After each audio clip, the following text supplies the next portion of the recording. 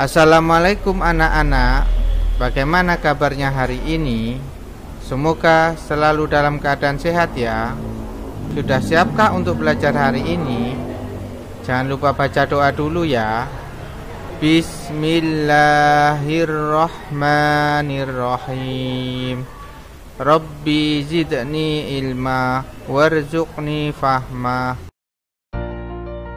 B. Pembiasaan diri untuk melestarikan lingkungan.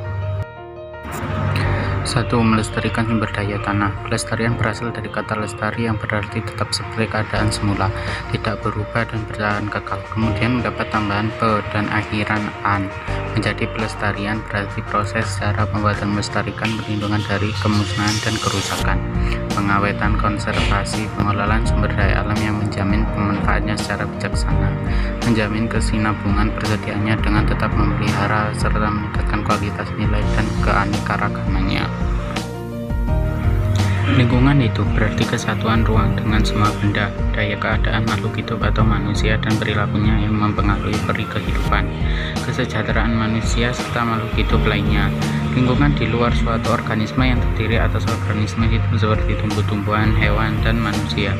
Tujuan pembangunan di samping membentuk manusia Indonesia seutuhnya juga mengatasi dan menjaga agar sumber daya alam lingkungan tetap lestari. Sementara itu masyarakat harus melakukan tindakan sebagai berikut: A. Menjaga agar tidak merusak lingkungan dan melestarikan tanah. B. Memelihara dan mengembangkan agar sebagai sumber daya alam tetap tersedia. C. Daya guna dan hasil guna harus dilihat dalam batas-batasan yang optimal. D. Tidak mengurangi kemampuan dan kelestarian sumber dalam air. E. Pilihan penggunaan sumber daya alam guna persiapan di masa depan. 2. Melestarikan sumber daya air.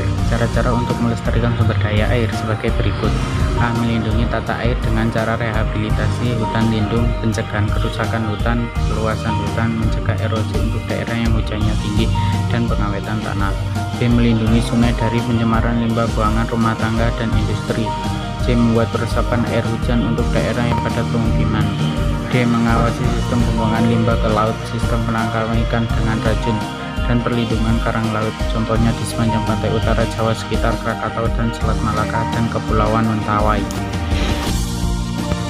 Melestarikan sumber daya udara. Cara-cara untuk melestarikan sumber daya udara sebagai berikut: A. Terutama kawasan industri dan kota-kota besar di Jawa, Sumatera, dan Kalimantan telah dilakukan pengawasan tingkat pencemaran pabrik dan kendaraan bermotor. B. Di Jakarta pada tahun 2005 telah diberlakukan pelarangan merokok di tempat umum. Yang melanggar sanksinya sangat keras, yakni dapat didenda hingga 50 juta rupiah atau hukuman kurungan hingga 6 bulan. C. Demikian pula kendaraan bermotor yang banyak mengeluarkan asap juga dilarang beberapa tempat tertentu di perkotaan. Hal tersebut dilakukan agar lingkungan hidup tidak makin rusak. 4. Bentuk kerusakan lingkungan hidup. Berdasarkan faktor penyebabnya, bentuk kerusakan lingkungan hidup dibedakan menjadi dua jenis sebagai berikut: A. Bentuk kerusakan lingkungan hidup akibat peristiwa alam. Berbagai bentuk bencana alam yang terakhir-akhir banyak melanda Indonesia telah menimbulkan dampak rusaknya lingkungan hidup. Dasarnya gelombang tsunami, gempa bumi, angin topan, dan bencana alam lainnya merupakan penyebab kerusakan lingkungan hidup. Bencana tersebut dapat merusak hutan, pemukiman penduduk, hingga perkotaan. B. Bentuk kerusakan lingkungan hidup akibat faktor manusia.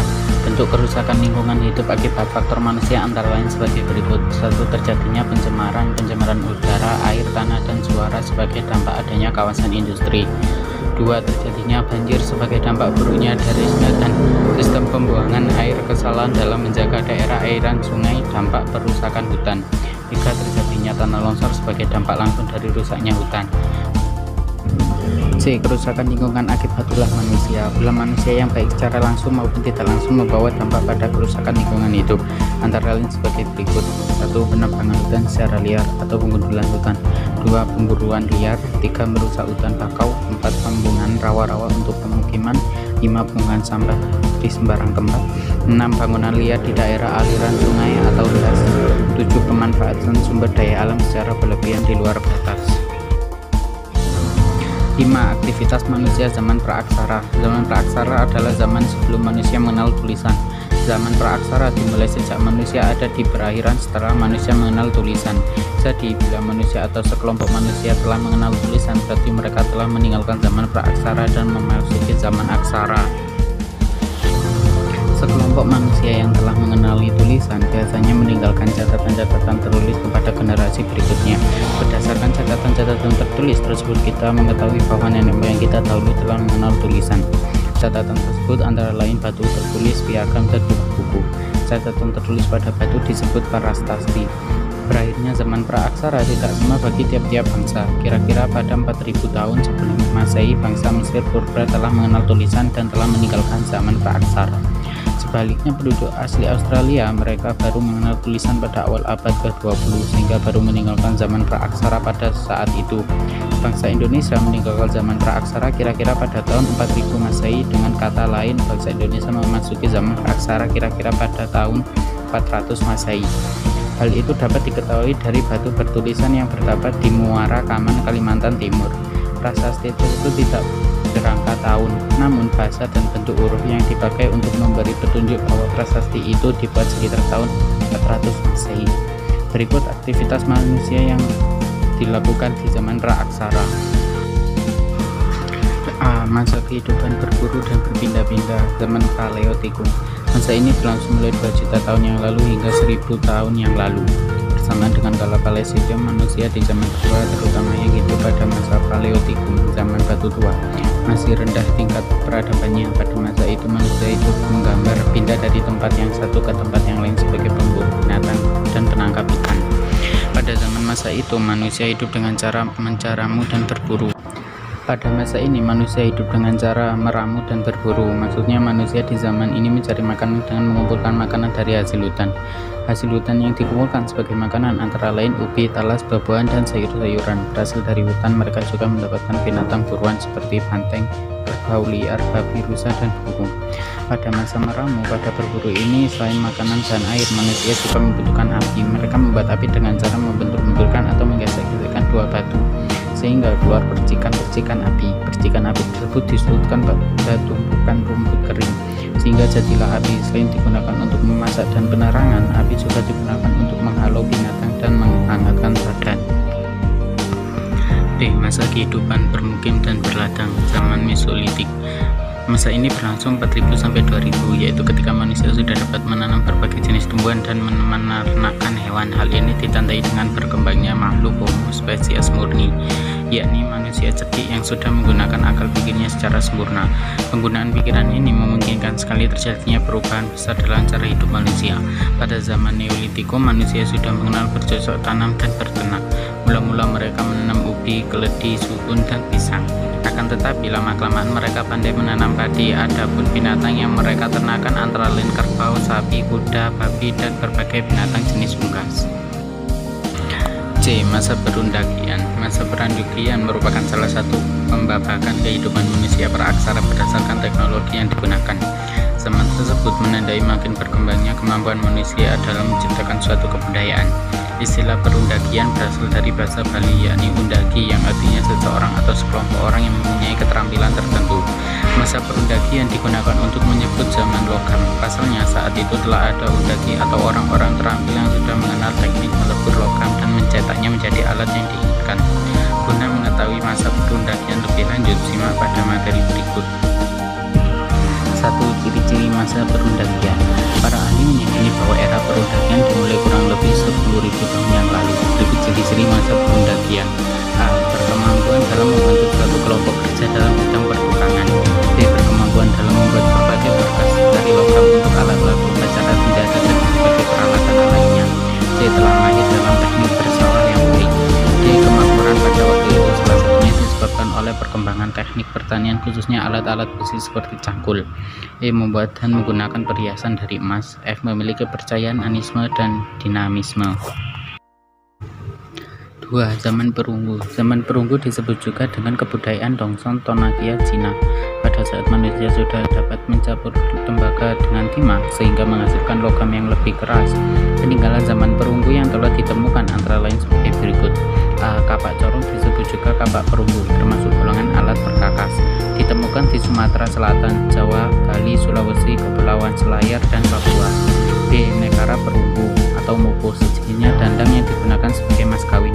Ditemukan di Sumatera, Jawa, Bali, Sumba, Roti, Selayar, dan Leti. C. Berjana perunggu ditemukan di Madura dan Sumatera.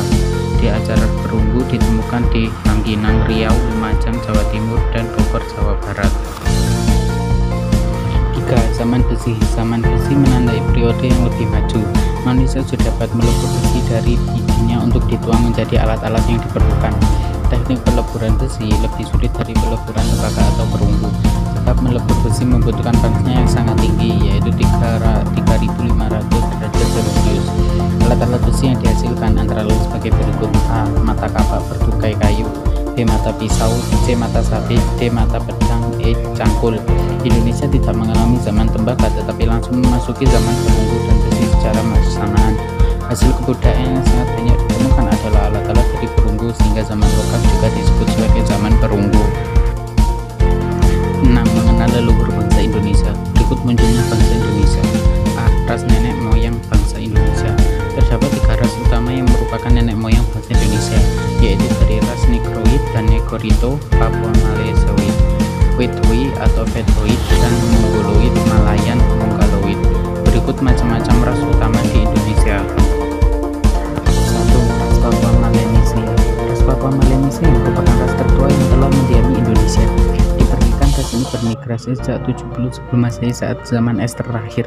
Ciri-ciri fisik sebagai penanda adalah berambut keriting, bibir tebal, dan kulit hitam. Keturunan saat ini adalah suku bangsat Asmat, Anugama, Tapiru, dan ratusan suku lainnya yang ada di Papua dan sekitar Papua.